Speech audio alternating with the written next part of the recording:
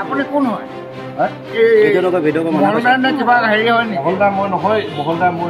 তেখেতে আপুনি মোৰ গাত ধৰি ধৰি কেলে কথা পাতি আছে আপুনি ভদ্ৰতা হিচাপত কথা পাতিব জানেন নাই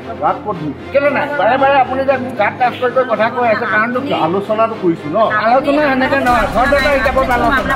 তেওঁ তাত গুৱাহাটীত একেলগে আছে তেওঁ মোৰ লগত কিয় কথা পতা নাই এই বিষয়ে আমি নপতালো এনেকে ডেট কৰিলে নপতাও আপোনালোকৰ ভুল নাই আপুনি আমাৰ কেনেকুৱা চালানটো পাইছে আপুনি আমাৰ মাছটো আমাৰ পৰা আহিছে মোৰ পৰা আহিছে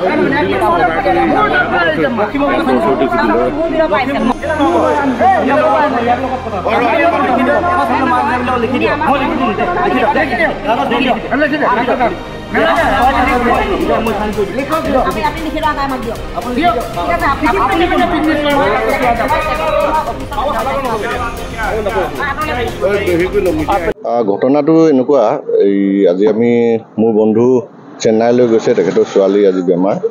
আৰু তেখেত ডিব্ৰু চৈখোৱা মীন সমবায় সমিতিৰ সভাপতি হয় আৰু তেখেতে আজি চেন্নাইলৈ যাওঁতে আজি ইয়াত চেং মাছ নি থকা বুলি খবৰ পালে আৰু খবৰ পাই তেখেতে অৱগত কৰিলে আমাৰ মিডিয়াকো কৰিছিলে নে কাক কৰিছিলে তেতিয়া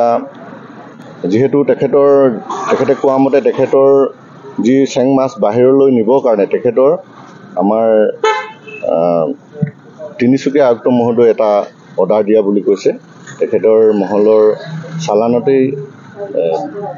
বাহিৰৰ ৰাজ্যলৈ মাছটো নিব পাৰিব বুলি আপদৰ পৰা এটা অৰ্ডাৰ আছে